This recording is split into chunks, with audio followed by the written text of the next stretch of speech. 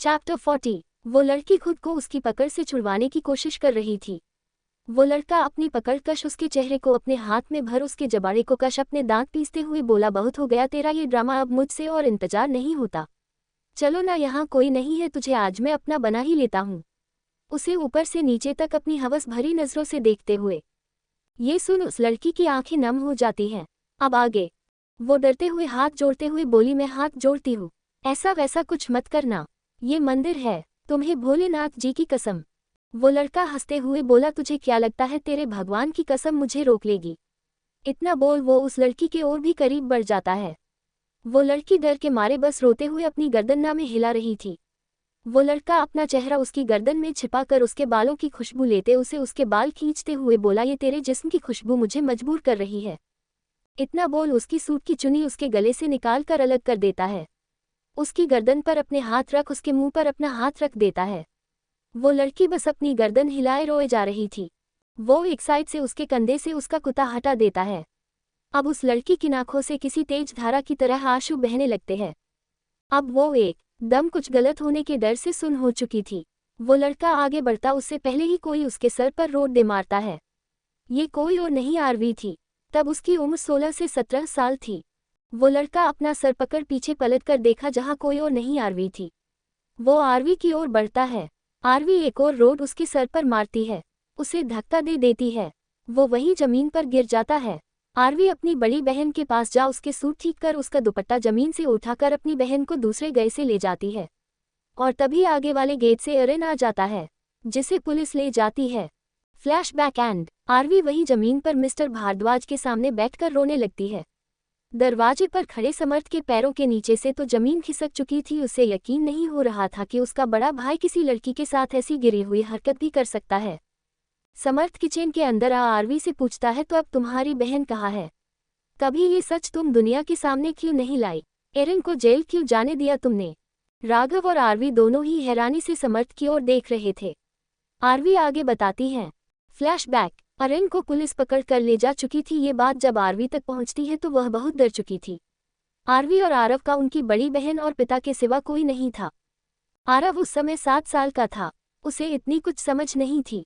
RV की बड़ी बहन उस हादसे के बाद से सहम सी गई थी। उसे अपने आसपास का कोई होश नहीं था।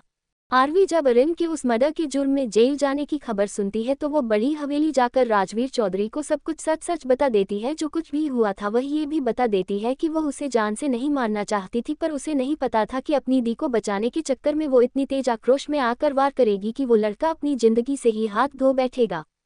जब रणधीर चौधरी यह बात सुनते हैं तो वह हैरान रह जाते हैं। उन्हें अपने संयम पर भरोसा था कि वह ऐसा कुछ नहीं कर सकता, लेकिन अब उनका भरोसा यकीन में बदल चुका था। लेकिन वह पुलिस स्टेशन में जाकर अरेन से जब ये सब कुछ बताते हैं कि मर्डर कैसे और किस सिचुएशन में किस तरीके से हुआ है, और वह इंस्पेक्टर को भी बता देते हैं। आरवी उसे समय नाबालिग थी, उसकी उम्र 18 साल की नहीं हुई थी, इसलिए इंस्पेक्टर उस केस को सीक्रेटली सॉल्व करने का निर्णय लेता है और किसी तरह बिना आरवी का नाम आए अरेन को केस से बरी भी करा लेता है, ये कहकर कि किसी लड़की के साथ बदतमीजी कर रहा था, इसलिए बस अरेन में बचाने के लिए ये सब किया था।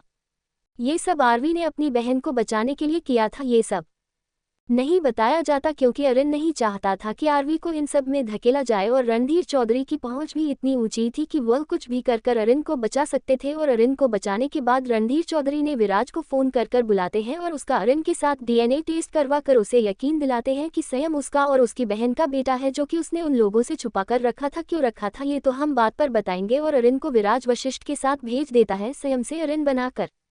लेकिन आरवी की बहन बाद में सुसाइड कर लेती है। ये देख उसके पिता भी बीमार रहने लगे थे, कुछ साल बाद वो भी मर जाते हैं। बस अब आरवी ही अपना और आरव का ख्याल रख रही है। फ्लैशबैक एंड आरवी की आंखों से आंसू की धारा बह रही थी। समर्थ उसकी आंखों में सच्चाई देख पा रहा था। आरवी सुबकते हुए बोली, मेरे कारण ही उधम सिंह भाई जी से बदला लेना चाहते हैं। उनके बेटे को मैंने मारा था, ना कि भाई जी ने। इतना कह आरवी का रोना तेज हो जाता है। राघव आगे बढ़ पंजों के बल बैठकर आरवी को गले लगाकर उसके बालों को सहला इसे शांत करवाने की कोशिश करते हैं। लेकिन अपने ऊपर बीता वो बुरा कल याद कर आरवी अंदर ही अंदर कमजोर पड़ गई थी।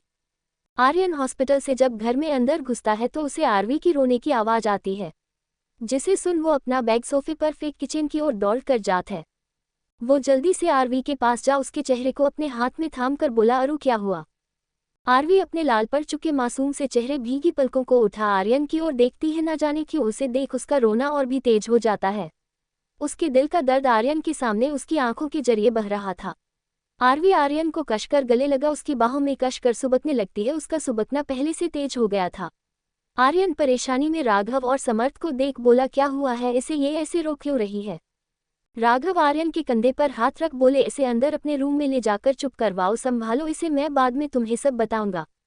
आर्यन आरवी को संभालते हुए अपने रूम में ल सोफे पर बैठा। बेड के साइड टेबल से पानी ले आरवी के बगल में बैठ उसे कंसोल कर उसके बालों में प्यार से हाथ फेर पानी पिला। उसका सर अपने सीने पर रख उसकी पीठ रब करते हुए बोला, अरु शांत हो जाओ, मैं हूं ना, ऐसे इतना नहीं रोते, आरव एकदम ठीक हो जाएगा।